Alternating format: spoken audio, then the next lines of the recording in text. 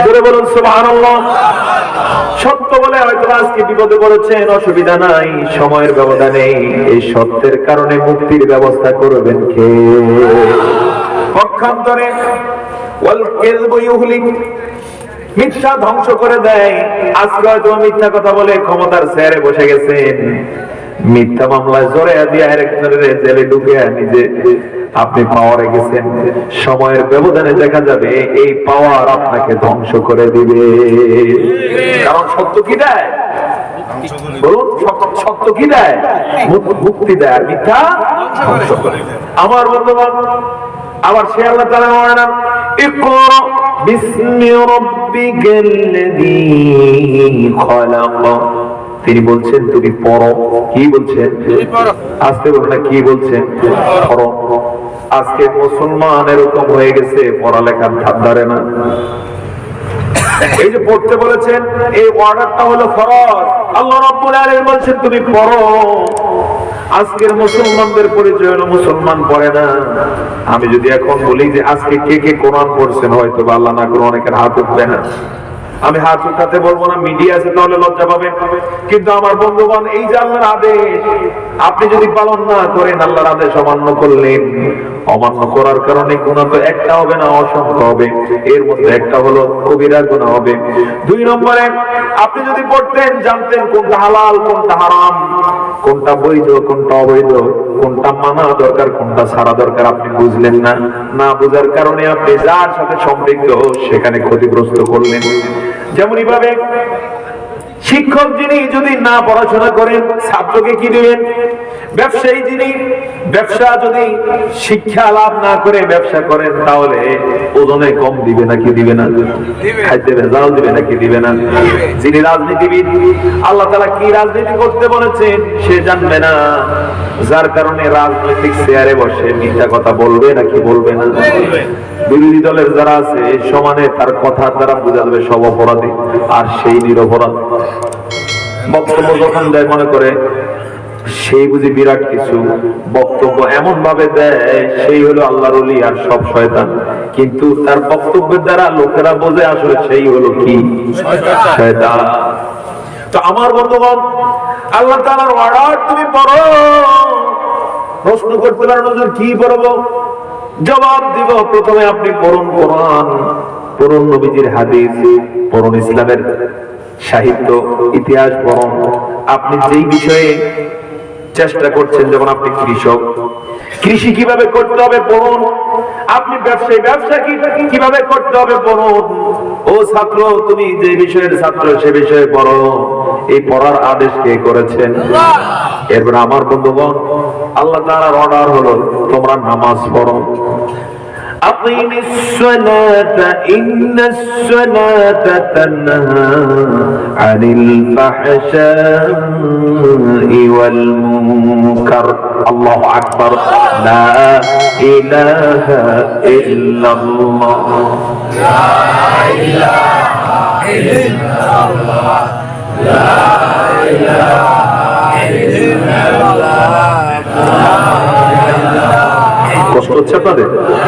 তাহলে আল্লাহ তাআলার অর্ডার কি? নামাজ, নামাজ পড়ো, নাকি আল্লাহর অর্ডার নামাজ ছাড়ো? হ্যাঁ, নামাজ কয় ওয়াক্ত? কিন্তু ফরজ হয়েছিল কয় ওয়াক্ত? প্রথমে 50 ওয়াক্ত। আমার বন্ধুগণ, 50 ওয়াক্ত নামাজ ফরজ হয়েছিল, নবীজিও মেনে নিয়েছিলেন। কিন্তু আল্লাহ তাআলা সেটাকে সহজ করে দিলেন, কয় ওয়াক্ত বানিয়ে দিলেন? এই 5 ওয়াক্ত নামাজ আল্লাহ যে গোলাম প্রতিদিন পড়ে, আল্লাহ রাব্বুল আলামিন এত খুশি হয়ে যান, 50 ওয়াক্ত নামাজ পড়ার মতো সমতুল্য সওয়াব তাকে দিয়ে দেয়। এই কারণে যে নাফরমান 5 ওয়াক্ত নামাজ ছেড়ে দেয়, সে 1 ওয়াক্ত 2 ওয়াক্তের গুনাহ নয়, 50 ওয়াক্ত ছাড়ার মতো গুনাহগার হয়ে যায়। এভাবে আল্লাহ তাআলার অর্ডার হলো যাকাত দাও। কি দাও? যাকাত দাও। যাকাত দিতে গিয়ে তিনি বলেছেন ইয়ামহাকুল্লাহু রিবা ওয়া ইউরবিস সাদাকাত। সুবহানাল্লাহ। তিনি বলেন ইয়ামহাকুল্লাহু রিবা, আল্লাহ তাআলা সুদকে ধ্বংস করে দিবেন।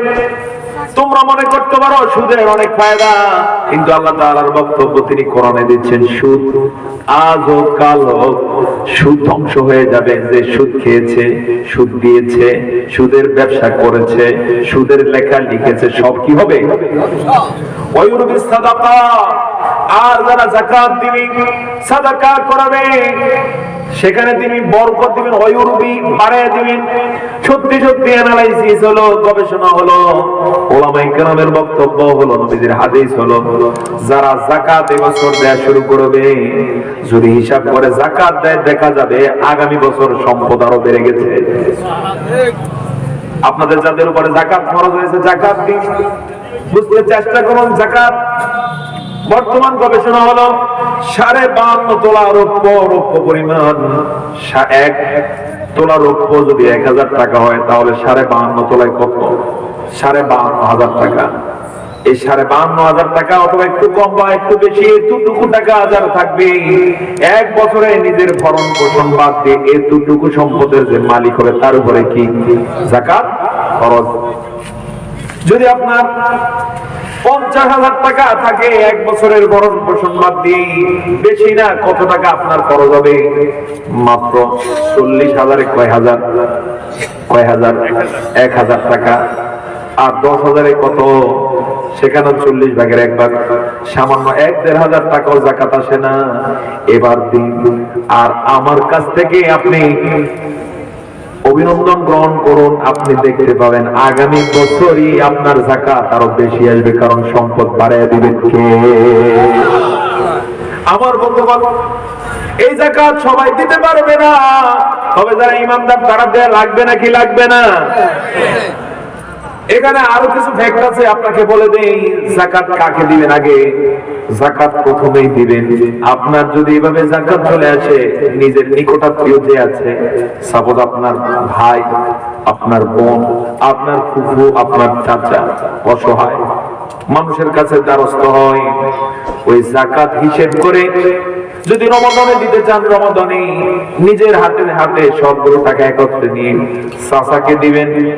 মুসাফা করে দিয়ে সালাম দেন যে, চাচা তুমি বিপদে আছো, আমার এই টাকাটা দিয়ে দিলাম, তোমার বিপদ থেকে তুমি উদ্ধার হও। বলার দরকার নেই এটা যাকাতের টাকা। চাচা যদি আপনার কাছ থেকে অনাকাঙ্ক্ষিত কোন পূর্বাভাস ছাড়া এই সাহায্য পায়, আপনার প্রতি খুশি হবে না বেজার হবে? দোয়া করবে না বদদোয়া? দোয়া করবে। আমার বন্ধুগণ, এই দোয়ার কারণে এবং আপনার চাচাকে দেওয়ার কারণে এখানে দুইটা সওয়াব আপনি পাবেন। 1 নম্বরে পাবেন যাকাত দেওয়ার সওয়াব, 2 নম্বরে পাবেন আত্মীয়তার সম্পর্ক রক্ষা করার। এই 2 কারণে আপনার মর্যাদা আল্লাহ তাআলা বাড়ালেন নাকি কমালেন? বাড়ালেন। সুবহানাল্লাহ। পক্ষান্তরে যদি যাকাত না দেন, যেমন আপনার উপর যদি 1000 টাকা যাকাত আসে, সেখানে হযরতে আবু বকর সিদ্দিক রাদিয়াল্লাহু তাআলা আনহুর ঘোষণা হলো, যে লোক নবীর যুগে যাকাত দিয়েছে, ওই লোক আমার সময়ে যদি তার উপরে যাকাত ফরজ হওয়া একটা ছাগলের রশিও দিতে অস্বীকার করে, ছাগলের রশি অনেক দামি না অল্প দামি, এতটুকু দিতেও যদি অস্বীকার করে, আমি তার বিরুদ্ধে যুদ্ধ ঘোষণা করে দিলাম। আল্লাহু আকবার বলবেন না? তার মানে যাকাত অস্বীকারীর বিরুদ্ধে কি? তার বিরুদ্ধে কি? যুদ্ধ। এবার চিন্তা করুন কত গুরুত্বপূর্ণ। আর যাকাত যে দিবে না, সে ছাগলের দড়ি পরিমাণ হোক, 100 টাকা পরিমাণ হোক, 1000 টাকা পরিমাণ হোক, এতটুকু যদি যাকাত তার উপরে ফরজ হয়ে থাকে আর সে না দেয়, এটা তার জন্য সাপে পরিণত হয়ে যায়। কি হয়ে যাবে? কি হয়ে যাবে? সাপ। ওই সাপ খুব বন্ধু নাকি? ছোট্ট সাপেরও তো মানুষ অনেক ভয় পায়। কি সাপ একটা দেখছে সামনে যে লাফ দিয়ে উঠছে, তখন লোকটা স্বাভাবিক থাকে না, সেও লাফায়। সাপ যতটুকু লাফায় তার চেয়ে সে বেশি লাফায়। সাপ ঠিক আছে কিন্তু সে দৌড় দেয়। এরকম ঘটনা আছে না? নাই? সে অসহায় মানুষটা যাকাত ফরজ হয়েছে, দেয় না, না দেওয়ার কারণে আল্লাহ নবী বলেন, من آتاه الله مالا فلم يؤدي زكاته مثل له ماله يوم القيامة شجاعا ناقرا। জোরে জোরে বলুন নাউযু বিল্লাহ। যাকে আল্লাহ তাআলা মাল দিলেন, ফালাম ইউদ্দি যাকাতাহু, সে মালের যদি যাকাত আদায় না করে মুথিলা লাহু মালুহু ইয়াউমাল কিয়ামাতি শুজাআন নাকারা, কাল কিয়ামতের দিন যেই পরিমাণ মালের সে যাকাত দিল না, টোটাল মালটাকে একটা বিষধর সাপে পরিণত করে দেয়া হয়। প্রতি বছর যাকাত দিল না, তাহলে সম্পদ বাড়লো না কমলো? হ্যাঁ, বাড়লো। অর্থাৎ যাকাতের পরিমাণ বাড়লো, যার কারণে সাপও ছোট হবে না, দিন দিন বড় হবে।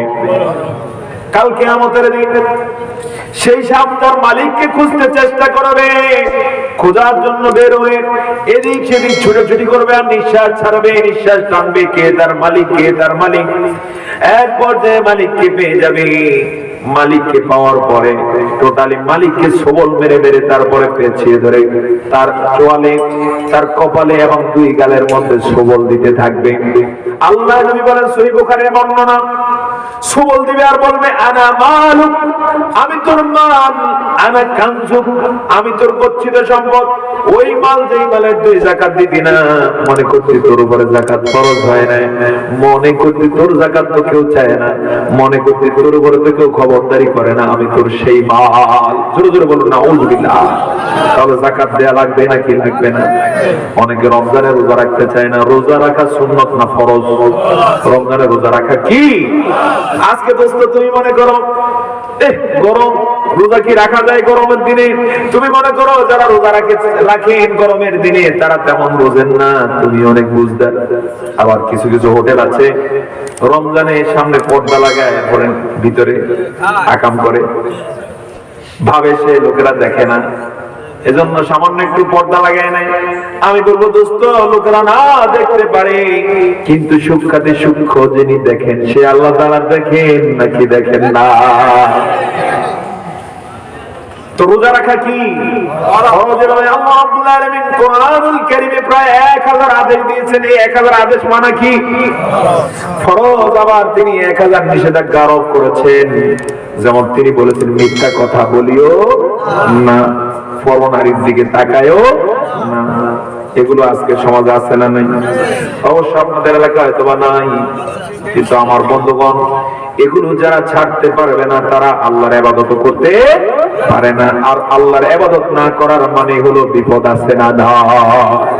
আরেকটি বিষয় হলো, ইবাদত দুই প্রকারের। এক প্রকার হলো শয়তানের জন্য, এক প্রকার হলো আল্লাহর জন্য। অর্থাৎ আল্লাহর ইবাদত যারা করে না তারা ইবাদত করা লাগে। কার ইবাদত? কার? শয়তানের। যেমন যারা কোরআন তেলাওয়াত করে না কিন্তু গান শুনতে পছন্দ করে, এই গান কার ইবাদত বলতে পারেন? শয়তানের। এবং গানে যত ঢোল সানাই, গানের মধ্যে যত ধরনের যে মিউজিক, এই সবগুলো হলো শয়তানের তাসবিহ।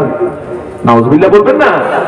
অনেকে ওয়াজ শুনতে পছন্দ করে না, কিন্তু মিডিয়ার সামনে, টিভির সামনে যখন বসে তখন তার ভাব চাপ দেখে কে? মাহফিল চলছে, মাহফিলে আসে না, কিন্তু চায়ের দোকানে বসে ঘুরায়, টিভির দিকে তাকিয়ে থাকে।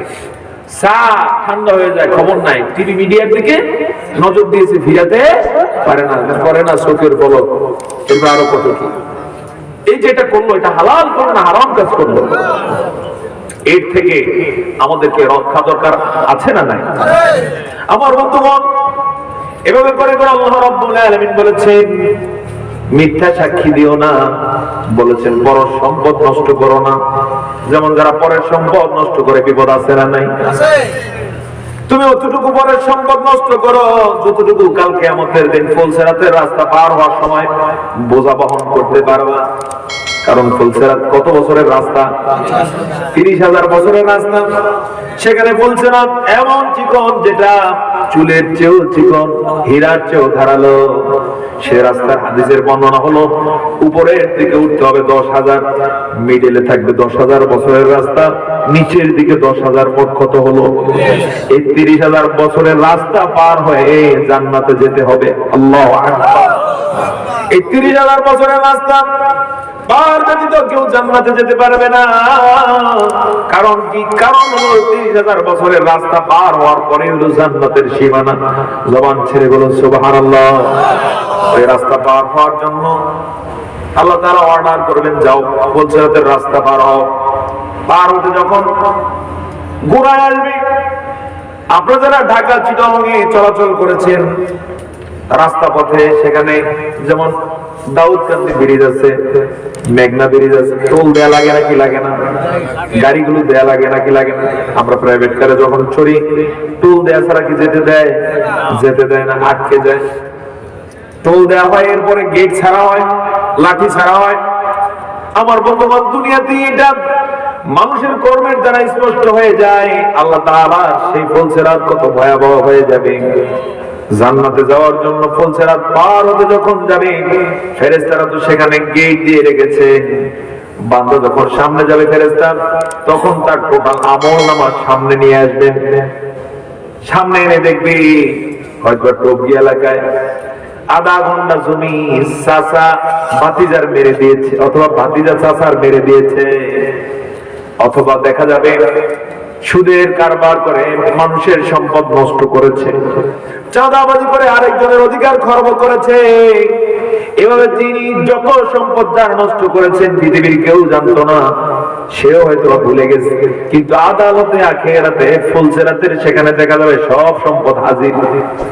ওই সম্পদ যদি ওখানে হাজির হয়, বিপদ নাকি আপদ? আসতে বলবেন, বিপদ নাকি আপদ? এই বিপদকালীন সময়ে মানুষটা একাকী পার হতে কি মুসিবত। একাকী কিভাবে পার হবে? হাত পা কাঁপতে থাকবে। এটা কত ভয়াবহ হতে পারে। কেউ যদি 30 ফিট 40 ফিট 50 ফিট সাঁকো পার হয়ে থাকে, যে সাঁকোর কোনো হাতল নাই, তিনি বুঝবেন কত ভয়াবহ। সেখানে একা পার হওয়া কঠিন, কিন্তু তার মধ্যে যদি বলা হয় একটা সাইকেল সহ পার হও, কেমন হবে? যদি বলা হয় হুন্ডা লয়ে পার হও, ও যারা সাইকেল চোর, হুন্ডা চোর, রিক্সা চোর আছো, একটু চিন্তা করো কি মুসিবত। পার হতে গিয়ে ফেরেশতা বলবে তুমি 2020 সালে অন্যায় করেছো, আরেকজনের এক পোয়া জমি নষ্ট করেছো, সুযোগ পেয়ে তুমি আরেকজন আইল কেটেছো, সেখানে 1 বিঘা জমি নষ্ট করেছো। তুমি মনে করেছো এগুলোর কোনো হিসাব নাই, কিন্তু সব হিসাব তো আমাদের কাছে ট্রান্সফার হয়েছে।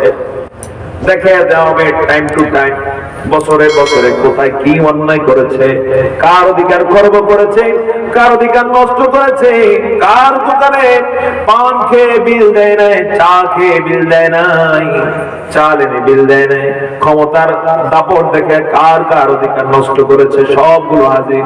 এবার ফেরেশতা বলবেন সব কাঁধে নাও। লোকটা বলবে আমি কিভাবে নেব, নিজেই তো চলতে পারি না। ফেরেশতা বলবে এখানে কোনো ওজর চলে না, আমি তোমার মামাতো ভাই, খালাতো ভাই নয়, আমি আল্লাহর সৃষ্টি। আমাকে যা অর্ডার করেছে শতভাগ আমি এখন বাস্তবায়ন করে দেব। পরিস্থিতি যখন নরমাল না ভয়াবহ? আজকে কোনো নরমাল না ভয়াবহ? ফেরেশতা তখন তাৎক্ষণিক খপ করে ধরবে, গোলায় মালার মতো পরে দিবি। মালার মতো যখন পরে দিবি, মানুষটা আর্তনাদ করবে, চিৎকার করবে, বুক ফাটা চিৎকার করে বলবে আমার সন্তানেরা কোথায় আছো, ও আমার স্ত্রী তুই কোথায় আছো, তোদের জন্য এত কষ্ট করলাম, আমাকে বাঁচাও। বাঁচানোর মতো কেউ থাকবে নি। আসতে বলবে কেউ থাকবে নি। থাকা তো দূরের কথা, অনেক আগেই স্বামী স্ত্রীর থেকে পালিয়ে যাবে, সন্তান বাবার থেকে পালিয়ে যাবে, ভাই ভাইয়ের থেকে পালিয়ে যাবে। এই কথা বলে দিয়েছেন কে? আল্লাহ রাব্বুল আলামিন কুরআনুল কারীমের সূরা আবাসার মধ্যে বলেন ইয়াউমা ইয়াফিরুল মারউ মিন আখিহি ওয়া উম্মিহি ওয়া আবিহি ওয়া সাহিবাতিহি ওয়া বানিহি লিকুল্লি ইমরিইন মিনহুম ইয়াউমা ইযিন শাআনুন ইউগনিহি। জোরে জোরে বলুন সুবহানাল্লাহ।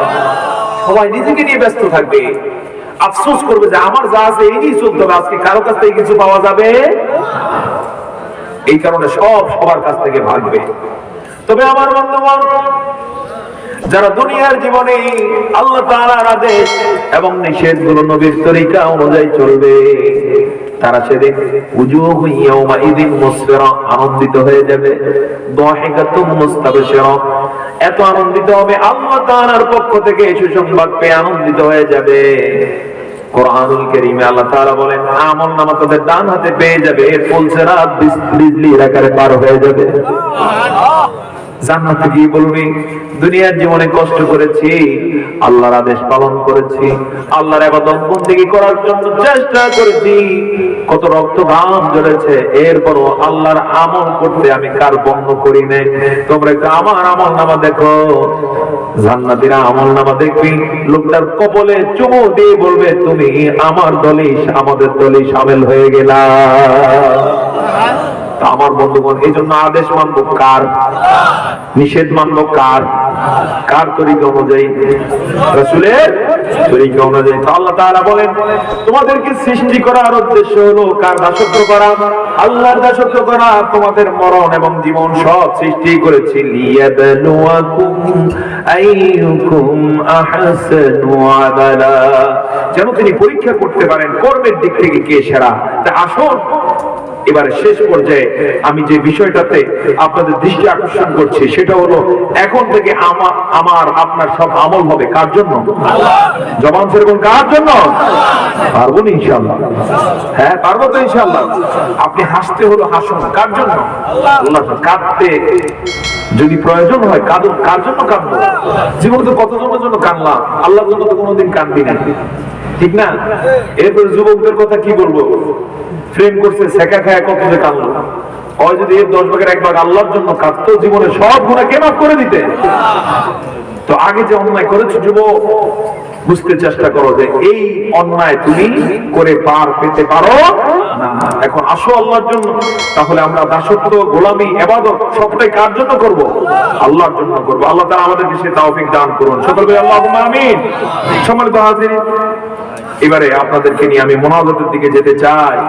তাহলে আমরা বেশি আলোচনা করলাম না, সূরা যারিয়াতের 56 নম্বর আয়াত থেকে আলোচনা করলাম ওমা খালাকাতুল জিন্না ওয়াল ইনসা ইল্লা লিয়াবুদুন। আমাদেরকে আর জিন জাতিকে আল্লাহ সৃষ্টি করেছেন কার ইবাদত করার জন্য? পাশাপাশি জীবন মৃত্যু সবগুলি পরীক্ষা করার জন্য। আমরা যেমন আছি আমাদেরকে পরীক্ষার জন্য আল্লাহ রেখেছেন, আর পাশাপাশি যাদেরকে আল্লাহ নিয়ে গেছেন সেটা কিসের জন্য? পরীক্ষার জন্য। আমরা আছি এরকম, অর্থাৎ পড়াশোনার আল্লাহ একটা সুযোগ দিলেন, আর যাদেরকে নিয়ে গেলেন তাদেরকে রেজাল্ট দেওয়ার একটা ব্যবস্থা করলেন। সুবহানাল্লাহ। পরকালে তিনি সব হিসাব নিকাশ করে জানিয়ে দিবেন কে সফল কে ব্যর্থ। পাশাপাশি আপনাদেরকে এখন থেকে যে বিষয়ে গুরুত্ব দিতে বলবো, প্রতিদিন হিসাব করবেন। হযরত ওমর রাদিয়াল্লাহু তাআলা আনহুর এই হাদিসটা ফলো করবেন। তিনি বলেছেন যার গতকালকের চেয়ে আজকের দিনটা ভালো হলো না সে ধ্বংস হলো। বুঝছেন আমার কথাটা? হাদিস, যার গতকালকের চেয়ে আজকের দিন ভালো হলো না কি হোক? ধ্বংস। কথা গতকালকে হয়তো আপনি 5টা মিথ্যা কথা বলছেন, আজকেও দেখা যায় 5টা মিথ্যা কথা বলে বসলেন। অথবা গতকালকে আপনি নফল ইবাদত করছেন, 2 রাকাত নামাজ বেশি পড়েছেন, আজকে 2 রাকাতই পড়লেন। গতকালকের চেয়ে আজকে বেশি কিছুই করলেন না, ভালো কিছুই করলেন না। ওমর রাদিয়াল্লাহু তাআলা অভিশাপ দিয়েছেন হয় ধ্বংস। এর মধ্য দিয়ে তিনি বুঝালেন যে মুসলমানের প্রতিটি দিন গতকালকের চেয়ে ভালো হবে না খারাপ হবে। তো আসুন আলোচনার এই পর্যায়ে আমরা এই বিষয়ে সিদ্ধান্ত নিই যে যা করছি জীবনে আল্লাহ তাআলার কাছে মাফ চাই, আর এখন থেকে সামনের দিকে যত দিন পাবো প্রতিদিন আমরা ভালো হয়ে যাবো। পারবো? সবাই বলতে পারেন না পারবো? ইনশাআল্লাহ। এই ভালো হওয়ার জন্য পয়সা লাগে না। অনেকে বলে এই কথাটা, ভালো হইতে কি লাগে না? পয়সা লাগে। একটু ভালো হোক, সত্য বলুন, মিথ্যা থেকে দূরে থাকুন। এরপরে আপনারা যদি চেষ্টা করেন, একটু খেয়াল করুন, আমরা কিন্তু 1টা মিনিটকেও যদি টাইম মূল্যায়ন করতে পারি, কাউন্ট করতে পারি, গুরুত্ব দিতে পারি, তাহলে অনেক দাম 1টা মিনিটের হতে পারে। বলবো কেমন হতে পারে? 1টা মিনিট সাপোজ আজকে কাজে লাগাতে পারেন যে শোয়ার আগে দিয়ে আপনি যদি চান যে আমি 1 মিনিটে আল্লাহর একটু ইবাদত করব, তাহলে সূরা ইখলাস 3বার পড়া যায় 1 মিনিটে। পড়া যায় নাকি যায় না? 20 সেকেন্ড করে লাগবে, 60 সেকেন্ডে 3বার হয়ে যাবে। 3বার সূরা ইখলাস পড়ার কারণে আল্লাহ তাআলা 1 খতম কোরআন পড়ার সমতুল্য সওয়াব আমাদেরকে দিয়ে দেয়। সম্ভব না? সম্ভব। এরপর আপনি যদি চান যে আমি 1 মিনিটে আল্লাহ নামটা যোগ্য 100 বার, তাহলে 100 আর আল্লাহ তাআলার নামের মধ্যে আছে 5টা অক্ষর। কয়টা অক্ষর আছে? 5টা। তাহলে 5 গুণ 100 কত হয়? 500। 500 গুণ 10 কত হয়? 500 গুণ 10 কত হবে? 500 গুণ 10, 5000, 5000 নেকি আল্লাহ তাআলা আমল নামায় দিয়ে দেয়। একটা নেকির দাম কত? উহুদ পাহাড় যদি স্বর্ণের হয় যত তত। 1 মিনিটে 5000 স্বর্ণের উহুদ পাহাড় সমতুল্য নেকি আমার আপনার আমল নামায় হয়ে যায়। আমল করতে পারলে, এজন্যই বলে ওই যে যোগ বুঝে কম পারো। আর আমল যদি কেউ করতে পারে, টেকনিক যদি সে জানে, সে গেইন করে। এই কারণেই ছাত্র জীবনে দেখা যায় 5-এ 50 জন শিক্ষার্থী ছিল আপনার আমলে, 50 জনের কেউ সচিব হয়েছে, কেউ আবার রিক্সা চালাও সংসার চালাতে পারে না। কেন এই অবস্থা? কারণ যে সময় মতো কাজ করছে, মিনিটটাকে কাজে লাগিয়েছে, সে আজকে সচিব, আরো বড় কিছু, কিন্তু কাজে লাগায় না, মনে করছে এমনি বুঝি দিন যাবে। সে দেখা যায় রিক্সা চালায় এখন খাইতে পারে না। অনুরূপ ভাবে আমরা এই সমাজে যারা আছি, একটা হাদিসের দিকে আপনাদের দৃষ্টি আকর্ষণ করবো ইনশাআল্লাহ মোনাজাতের আগে দিয়ে, এবং মোনাজাত কিছুক্ষণের মধ্যে হয়ে যাবে। সকলে বলেন ইনশাআল্লাহ। কালকে মোনাজাত কয়টা হয়েছিল আপনাদের যারা ছিলেন? 11টা হয়েছে, মাশাআল্লাহ। আমরা আজকে এত রাত নেব না, যেহেতু কালকেও কি আছে, মাহফিল আছে, কি বলেন? তো সেহেতু আমি আলোচনা খুব সংক্ষেপ করতে চেষ্টা করছি ইনশাআল্লাহ। যেটা বলতেছিলাম, কাল কিয়ামতের দিন আমরা তো সবাই উঠবো। এই সমাজের যারা আছি, বুড়া বুড়া, জোয়ান, এরপরে কিশোর, যত শ্রেণীর যত পেশার আছি, হাসর মাঠে সবার উঠা লাগবে নাকি লাগবে না? হাসর মাঠে উঠার পরে দেখা যাবে আমাদের মধ্য থেকে কারো আসন থাকে সর্বোচ্চ, আর আল্লাহ না করুন কারো কারো হয়তো বা জাহান্নামের কি জাহান্নামের আশঙ্কা আছে না নাই? আছে, আছে, যথেষ্ট আশঙ্কা আছে। তো সেখানে মানুষ দেখবে কি রে, একই সমাজে ছিলাম, ওই গেল কই আর আমার স্থান কই, তখন আফসোস করবে, কাঁদবে, কিন্তু কোনো লাভ হবে না। এক্ষেত্রে একটা হাদিস বলি, খুব কান খাড়া করে শুনুন এবং এখন থেকে গুরুত্ব দিবেন। জান্নাতীরা জান্নাতে যাওয়ার পরে একটা বিষয় নিয়ে শুধু আফসোস করবে, আর কোনো আফসোস থাকবে না। কি বিষয় নিয়ে আফসোস থাকবে? আফসোস থাকবে যে সময়টা সে অনর্থক, অযথা নষ্ট করেছে। আমরা জীবনে এরকম অনেক সময় আছে অযথা নষ্ট করি, নাকি করি না? করি নাকি করি না?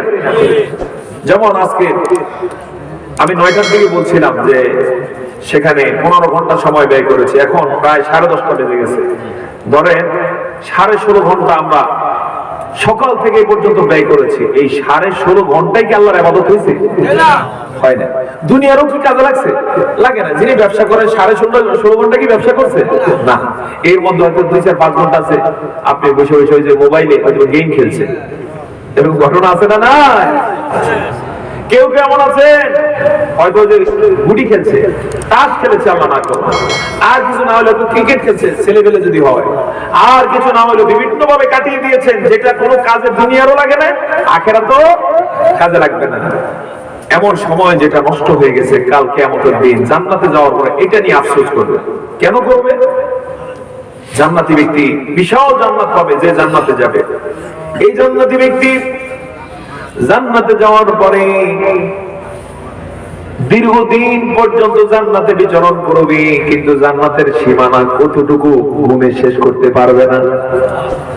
একদিন জান্নাতি জান্নাতের মধ্যে ঘুরতে ঘুরতে ঘুরতে ঘুরতে জান্নাতের একবারে শেষ সীমান্তে চলে যাবে। সেখানে গিয়ে আনন্দের সাথে সে বন্ধু স্বজন সহকারে, স্ত্রীরা সহকারে সীমান্তের মধ্যে বসবে। ঘুরতে গিয়ে যেটা হয়, যেমন যারা বিভিন্ন সি বিচে গেছেন, বনে গিয়েছেন ঘুরতে, পিকনিকে গিয়েছেন, একটু একান্তে ঘোরাঘুরির পরে বসতে মজা লাগে নাকি লাগে না? সামনে যদি হয়তো নদী থাকে, সীমান্তে যদি অনেকগুলো চেয়ার দেয়া থাকে, বিকেল বেলার দৃশ্য থাকে, মাথার উপরে যদি আবার ফুল গাছ থাকে, ফল গাছ থাকে, কেমন হতে পারে? কি মজাদার মনে হয় না? জান্নাতি ব্যক্তি নিজের জান্নাতে ঘুরতে ঘুরতে সীমান্তে যাওয়ার পরে হঠাৎ করে না তার নাকের মধ্যে একটা ঘ্রাণ ভেসে আসবে। সুবহানাল্লাহ। এই ঘ্রাণ আসার পরে চিন্তা করবে কোত্থেকে আসতেছে এই ঘ্রাণ। খুঁজে খুঁজে যেদিক থেকে ঝিরঝির পাতা আছে এই ঘ্রাণটা আসতেছে, চেষ্টা করবে কোন দিক থেকে আসতেছে। খুঁজে খুঁজে মনে করবে তার জান্নাতের সীমানা যেখানে শেষ হয়েছে, তারপরের থেকে আরেকজনের জান্নাতের সীমানা, ওই জান্নাত থেকে এই ঘ্রাণটা আসতেছে। দীর্ঘ সময় পর্যন্ত ঘ্রাণটা নিবে, মাতোয়ারা হয়ে যাবে, মনোমুগ্ধকর, চিত্তাকর্ষক, পাগল করে দেয়া ঘ্রাণ। এক পর্যায়ে খুঁজতে খুঁজতে আরো সে দেখতে পাবে ওই জান্নাতের মধ্যে বিশাল একটা অট্টালিকা দেখা যায়, বিশাল একটা টাওয়ার দেখা যায়। মনে হবে তার কাছে তার জান্নাতের চেয়ে ওই জান্নাত দামি, তার জান্নাতের টাওয়ারের চেয়ে ওই জান্নাতের টাওয়ারটা অনেক উঁচু, অনেক সুন্দর, অনেক চমৎকার, অনেক মনোরম, অনেক সৌন্দর্য মণ্ডিত। যে ঘ্রাণটা আসতেছে সে মনে করবে আমার জান্নাতে যত ঘ্রাণ পেয়েছি তার চেয়ে সুন্দর। এবার এক পর্যায়ে সে আল্লাহ রাব্বুল আলামিনের কাছে ফরিয়াদ করবে, রব্বুল আলামিন, আমাকে যে জান্নাত দিয়েছো তার সাথে ওই জান্নাতের আমি এতক্ষণ পর্যন্ত তুলনা করলাম, দেখতে পেলাম ওই জান্নাতটা অনেক দামি, অনেক সুন্দর, অনেক চমৎকার। সেখান থেকে যে ঘ্রাণ আসতেছে সেটা অনেক চিত্তাকর্ষক, আমাকে মাতোয়ারা করে দিয়েছে। আমি অনেক তৃপ্ত, অনেক মুগ্ধ। আমি জানতে চাই যাকে তুমি ওই জান্নাতটা দিয়েছো সে দুনিয়াতে কি এমন আমল করেছে। সাথে সাথে আল্লাহ রাব্বুল আলামিন বলবেন, গোলাম, তুমিও পৃথিবীতে বসবাস করেছো, সেও পৃথিবীতে বসবাস করেছে। তুমি যে এলাকায় ছিলা সেও সে এলাকায় ছিলে। সে দুনিয়ার জীবনে তোমার চেয়ে বেশি কোনো আমল তেমন করে নাই, মাত্র দুনিয়ার জীবনে একবার সুবহানাল্লাহ বেশি বলেছে। আমার বন্ধুগণ, এই কারণে চেষ্টা করবেন কিছু হোক আর না হোক প্রতিদিন একটা মিনিট আপনি কাজে লাগান।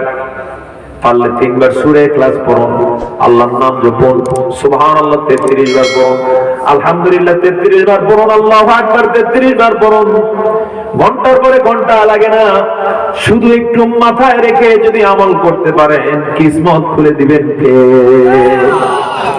আমার বন্ধুগণ, আল্লাহ রাব্বুল আলামিন বলেছেন, তোমাদের সবার সৃষ্টি করেছি আমার দাসত্বের জন্য। সেখানে দাসত্বের জন্য গোটা ঘন্টাও যদি ব্যয় করতে না পারি, মাত্র কয়েক মিনিটও যদি যথাযথ গুরুত্ব দিয়ে ব্যয় করতে পারি, সওয়াব আছে না? আল্লাহ তাআলা আমাদেরকে তৌফিক দিন। সকলে বলি আল্লাহুম্মা আমিন। এবারে আপনাদেরকে একটা সুসংবাদ দিতে চাই। আপনারা সবাই শুনতেছেন? কষ্ট হচ্ছে না তো? সুসংবাদটা হলো, এখন তো 2021 সাল চলে, এই শতাব্দীটা হবে ইসলামের শতাব্দী। সেদিন বেশি দূরে নয় যেদিন মুসলমানরা বিজয়ী হবে গোটা বিশ্বময়। সুবহানাল্লাহ বলতে পারেন? মুসলমানরা কি হবে? আবার বিজয়ী হবে। সকলে বলেন ইনশাআল্লাহ। তেমন একটা প্রেক্ষাপট শুরু হয়ে গেছে।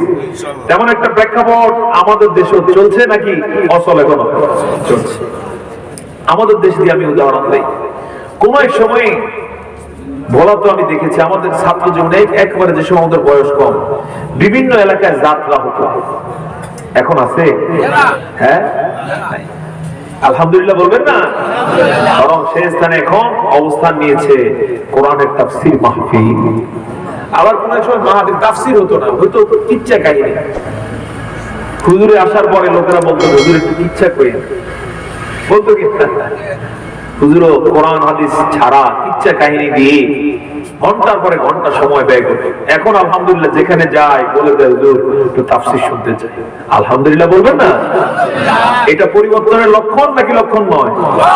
আর এটার বাস্তব প্রতিচ্ছবি আপনাদেরকে বলছি, আন্তর্জাতিক বিশ্বে নিয়ে যায়। এবার গোটা বিশ্বে বর্তমানে আমেরিকা পরাশক্তি দাবিদার, কিন্তু গত বছরে সেই আমেরিকায় মাই খেয়েছে মুসলমানদের হাতে। বলতে পারেন কি বলে? যারা মিডিয়া পত্রপত্রিকা এর সাথে সম্পৃক্ত আছেন আপনারা জানেন, 2020 সালের 29শে ডিসেম্বর আমেরিকা গত 20 বছরে আফগানিস্তানে যে আক্রমণাত্মক ভূমিকায় ছিল, আফগানিস্তানে তালেবানের যে ক্ষতি সাধন করেছে, সেই আমেরিকাই তালেবানের সাথে শান্তি চুক্তি করতে বাধ্য হয়েছে। আর এই 2021 সালের 15ই আগস্টে আমরা গোটা বিশ্ববাসী দেখেছি আমেরিকা কিভাবে পালিয়ে গিয়েছে। কোত্থেকে? আপনার থেকে পালায় না? কত পালায় না? পালাইছে সম্মানের সাথে না অপমানিত হয়ে? অপমানিত হয়ে।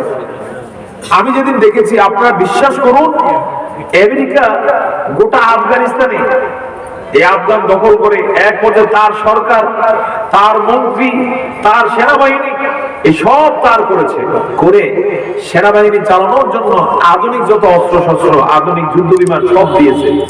কিন্তু যখন পালাচ্ছে এখন এগুলো তো নিতে পারে না।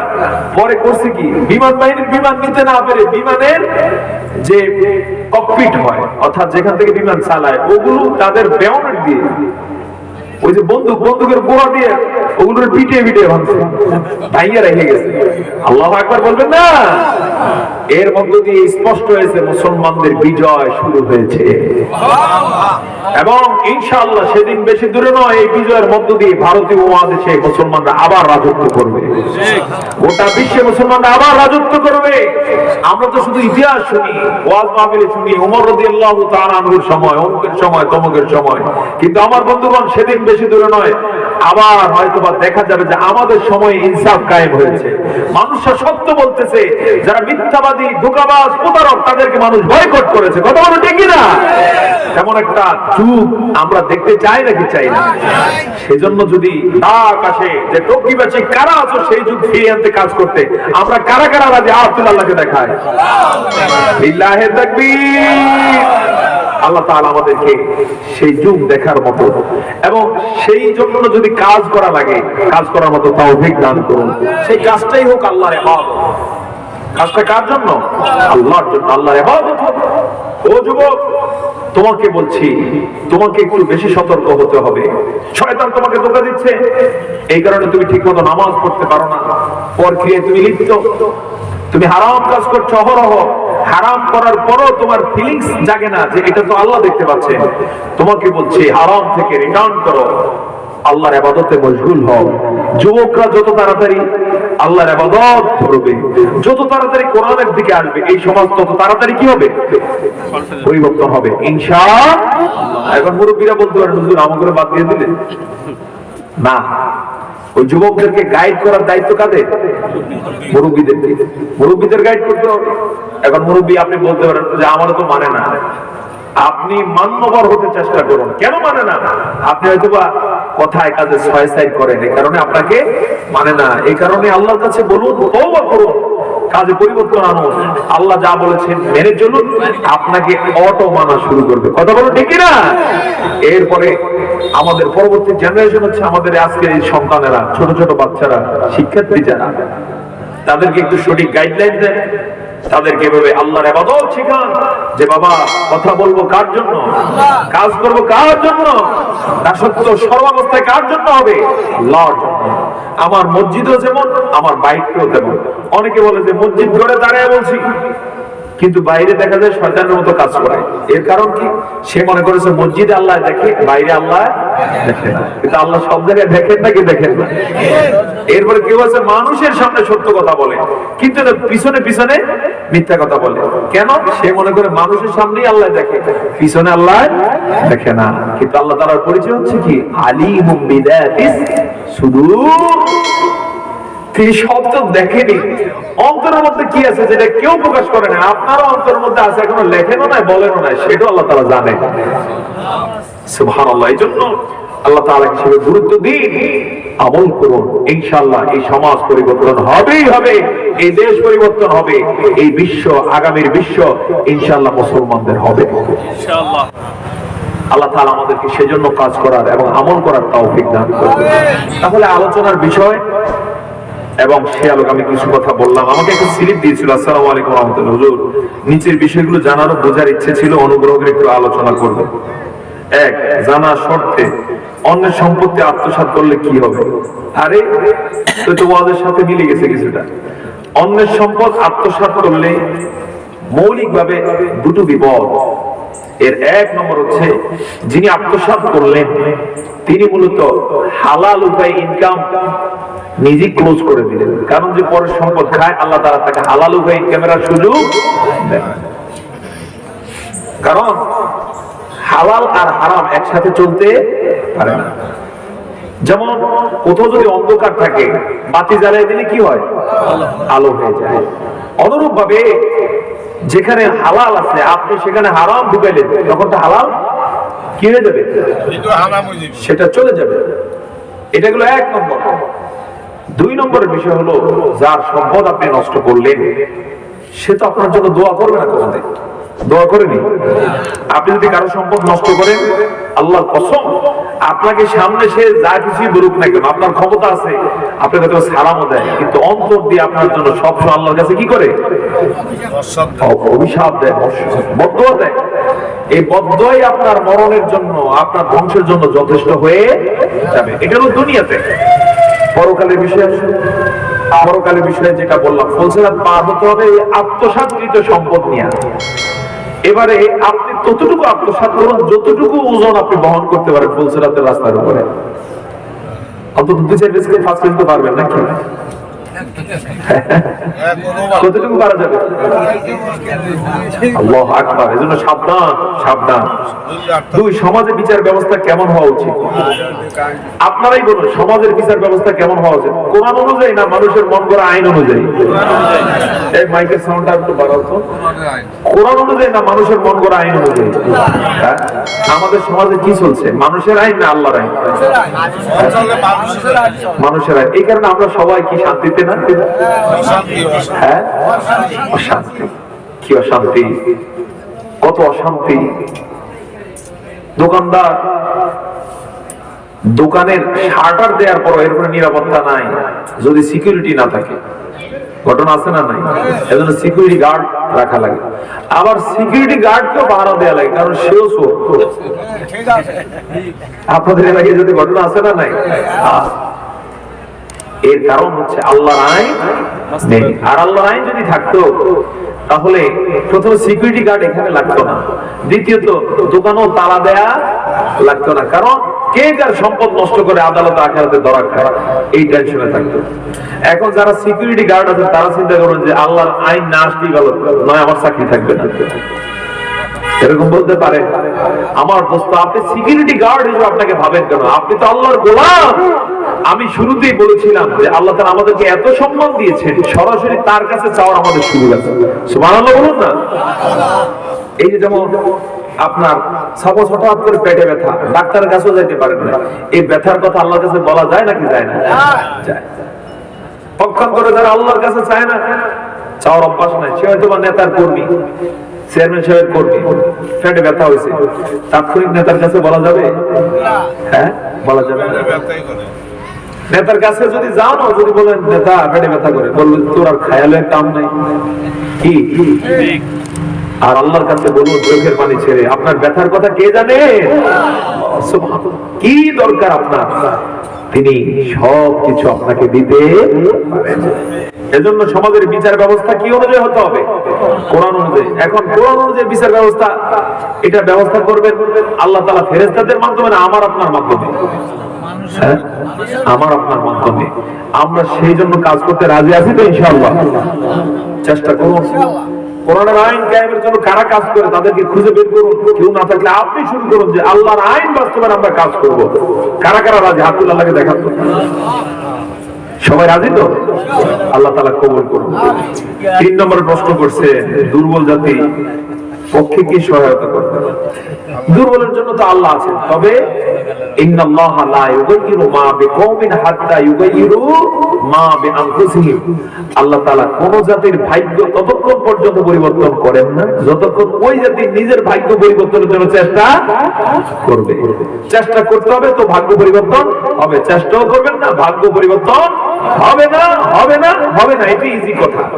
এই চেষ্টা আপনি শুরু করুন, আমি আপনি শুরু করে দিলে দেখবেন আপনি জেগে উঠে সমাজ জেগে উঠবে। জোরে বলুন না ইনশাআল্লাহ। আপনি শুরু করুন। ওই যে অনেকে বলে ও মুখে কি করছে, আমি বলবো আপনি কি করেছেন? আপনি শুরু করুন। প্রথমে কাকে শুরু করতে হবে?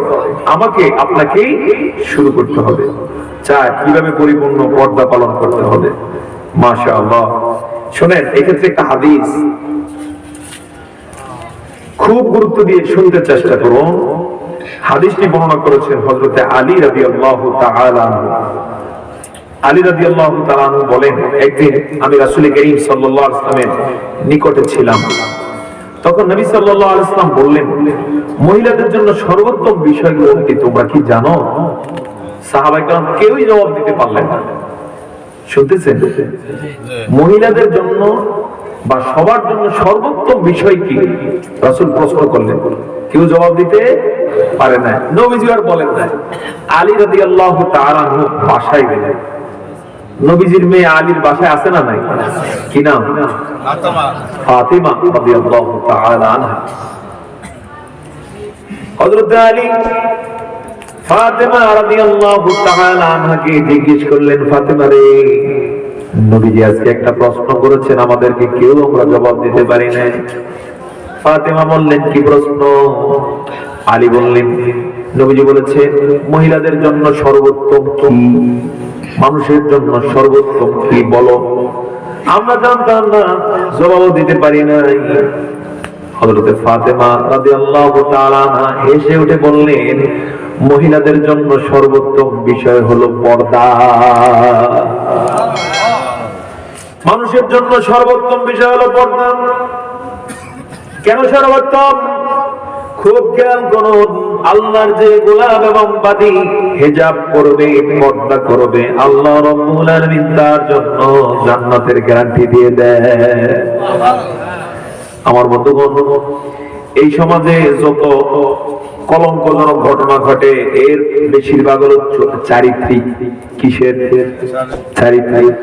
পরনারীর সাথে কথা বলা, ধর্ষণের ঘটনা, ইফটিজিং এর ঘটনা, বিভিন্ন মেয়েলি ঘটনা, এগুলো সম্মানজনক না লজ্জাজনক?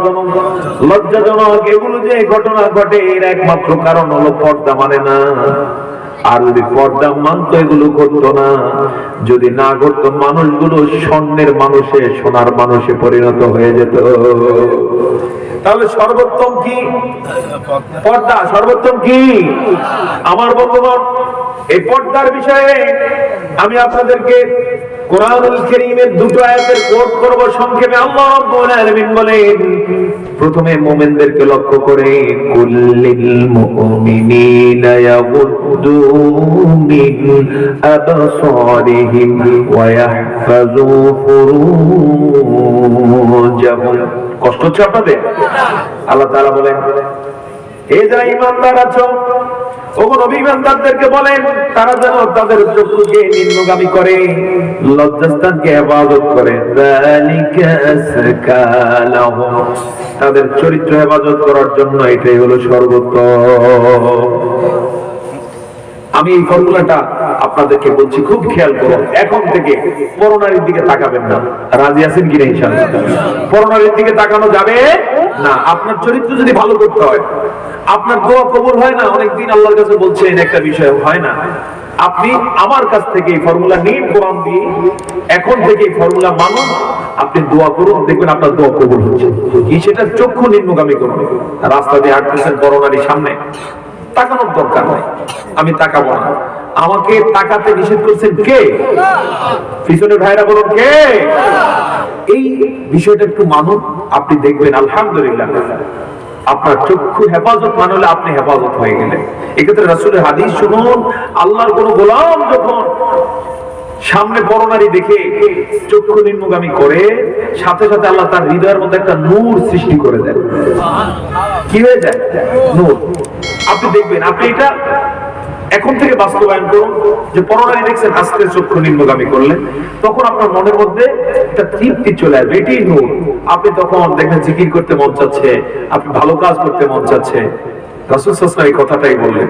আর যেভাবে পরনারী থেকে নিজেকে সেভ করে, তার চক্ষুকে সংবরণ করে, আল্লাহ তাআলা তার জন্য জান্নাতে হুর রেখে দিয়েছেন, যারা এই রমণের চেয়ে শতগুণ নয়, হাজার নয়, কোটি গুণ সুন্দরী হবে। এটা হচ্ছে পুরুষদের জন্য। আমার মা বোন যারা আছেন তাদের জন্য হিজাব। আল্লাহ রাব্বুল আলামিন বলেন, ওয়া কুল্লিল মুমিনাতি ইয়াগদুদনা মিন আবসারিহিম ওয়া ইয়াহফাযনা ফুরুজাহুন্না ওয়া লা ইউবদিনা যিনাতাহুম। জোরে জোরে বলুন সুবহানাল্লাহ। ও আমার মায়েরা, পুরুষদেরকে দুইটা বিষয় আল্লাহ তাআলা নির্দেশ করেছেন, আর আপনাদেরকে তিনটা। কয়টা? জবান ছেড়ে বলুন কয়টা? 1 নম্বর 2 নম্বর হুবহুমি। নারীদেরকে বলেছেন পরপুরুষের দিকে তাকাবা না। ইয়াগুদ্দু মিন আবসারিহিম ওয়া কুল্লিল মুমিনাতি ইয়াগদুদনা মিন আবসারিহিন। নারীদেরকে বলে দেন পরপুরুষ থেকে চক্ষুকে নিম্নগামী রাখবে, লজ্জাস্থানকে হেফাজত করবে। 3 নম্বরে হলো তারা যেন তাদের সৌন্দর্য কোন পুরুষকে না দেখায়। নারীদের সব সৌন্দর্য তার স্বামীর জন্য না পরপুরুষের জন্য। কিন্তু আজকে সমাজে কি একটা কঠিন বাস্তবতার কথা বলি, ভয়াবহ বাস্তবতা, এবং যেটা মনে করে আজকে ইজি। স্বামী বেচারায় সুন্দর পোশাক এনে দিয়েছে, শাড়ি এনে দিয়েছে, বিতর্গত আরো বিভিন্ন প্রসাধনী এনে দিয়েছে, সে সেগুলো স্বামীর সামনে ব্যবহার করে না। হঠাৎ করে মাঝে সাঝে বাজারে যায়, সেদিন সুন্দর করে লিপস্টিক লাগাবে, শাড়ি পরবে, এরপরে সাজবে, এরপরে যাবে। তাহলে এটা স্বামীরে দেখানোর জন্য না পরপুরুষের দেখানোর জন্য? এই জাতীয় ঘটনা আপনাদের এলাকায় হতে পারে? হ্যাঁ, আপনাদেরকে আরো বেশি। নাউজুবিল্লাহ, নাউজুবিল্লাহ। এই যে আমার মা বোনেরা এই ভুলটা করলেন, এই ভুলের কারণে সওয়াব না গুনাহ? কথা বলে সওয়াব না গুনাহ? এই কারণে আজকে দেখা যায় ঘরে ঘরে পরক্রিয়ার ঘটনা ঘটছে। স্বামী বেচারা মনে করে যে পরের নারী সুন্দর। কেন? কারণ এই বউ তো যেভাবে সেজে গুজে গেছে, এখন বাজারের একজনে দেখছে দোকানদার, তার বউ হয়তো বা এই মানেরই, কিন্তু ওনাকে যখন দেখছে তখন মনে করে তার বউ কম সুন্দর, উনি কি বেশি সুন্দর। গেলি কি সুন্দর করে সালাম দেয়, আফা আসসালামু আলাইকুম। আসলে শয়তান নাকি ভদ্র মানুষ? শয়তান। নিজের বউরে কোনোদিন এভাবে সালাম দেয় না। যদি দিত তাহলে প্রেম ভালোবাসা স্বামী স্ত্রী আরো বাড়তো না কমতো? নিজের বউরে সালাম দেয় না, কিন্তু আরেকজনের আফা বলে সালাম দেয়। ওরে শয়তান, নাউজুবিল্লাহ বলবেন না? আর উনিও মনে করে যে আমার স্বামী তো কোনোদিন এভাবে আমার সালাম দেয় না, যে কি সুন্দর একটা সালাম যে দিল। সুবহানাল্লাহ নাকি নাউজুবিল্লাহ? এর মধ্যে দিয়ে দেখা যায় চরিত্র ধ্বংস হয়ে যাচ্ছে। এটা করা যাবে না। এখন এক্ষেত্রে বলতে পারেন যে হুজুর, বিশেষ করে আমার মা বোনরা হয়তো মাইন্ড করতে পারেন যে আমার সৌন্দর্য সবাই দেখবে, অসুবিধা কোথায়? এরকম বলে না? অসুবিধা কোথায়? পর্দা হলো মনের পর্দা। আসলে মনের পর্দা বলতে কিছু নাই, সব হচ্ছে বাহিরের পর্দা। কারণ পর্দা করতে হয় কি বাহিরে না ভিতরে? বাহিরে, বাহিরে। আল্লাহ তাআলা এটাই বললেন, অকুল্লিল মুমিনাতি ইয়াগদুদনা মিন আবসারিহিন্না ওয়া ইয়াহফাযনা ফুরুজাহুন্না ওয়া লা ইউবদিনা যিনাতা হুন্না। সূরা নূর, আল্লাহু আকবার। সূরা নূরের অত্যন্ত গুরুত্বপূর্ণ বক্তব্য যেটা আল্লাহ সুবহানাহু ওয়া তাআলা দিয়েছেন 30 এবং 31 নম্বর আয়াতে। 30 নম্বর আয়াতটাতে বক্তব্য হচ্ছে পুরুষদের জন্য, 31 নম্বর আয়াতের বক্তব্য কাদের জন্য? মহিলাদের জন্য। সৌন্দর্য দেখানো যাবে না, যা দেখাতে হবে স্বামীকে দেখাতে হবে। এখন কেউ কেউ বলতে পারে সবার কি শুধু স্বামী? যার স্বামী নেই হে কারে দেখাবে? দেখাতে পারবে যে সৌন্দর্য দেখানোর মতো, এটা শুধুমাত্র স্বামীর জন্য। আর এছাড়া ছোট বাচ্চা সে তো শাস্তিই পারে। আর এছাড়া মহিলারা দেখা দিতে পারে কয়জন পুরুষকে? বাবা, তারপরে কে? ভাই। এরকম কতজন? 14 জন। পুরুষরা কয়জন মহিলা দেখা দিতে পারবে? কয়জন মহিলা? 14 জন। এর বাইরে দেখা দেওয়া যাবে না। তবে যদি বালেগা হয়ে যায়, তখন সৌন্দর্য প্রকাশ করে তার বাবা মা আত্মীয় স্বজনের সামনে দেখা দেয় আর কি নাই? জায়েজ নাই। এবং এটাই সৌন্দর্য। এখন কেউ বলতে পারে হুজুর না দেখা দিলে কি মানুষটা কেমনে থাকে? আমি আপনাকে একটা প্রশ্ন করছি, আপনার শরীরের মধ্যে সবচেয়ে দামি হচ্ছে হার্ট। হার্ট অ্যাটাক করলে মানুষটা আর বাঁচে সাধারণত? এই হার্ট কয়দিন আপনি আরেকজনের দেখেছেন? একদিনও দেখেছেন? যে ঠিক আছে যে হার্ট হবে আমি একটু দেখাই মানুষের, দেখাইছেন? এতে কলিজা দামি নাকি অবদামি? দেখাইছেন কোনোদিন? না দেখাই তো আপনি বেঁচে আছেন। অনুরূপভাবে আমার মায়েরা, মুসলিম সমাজের মায়েরা কলিজার চেয়েও দামি, হার্টের চেয়েও দামি। বলুন না সুবহানাল্লাহ। আজকের একটা ঘটনা আমি পত্রিকাতে পড়েছি, অনলাইন পত্রিকাতে। তালেবানের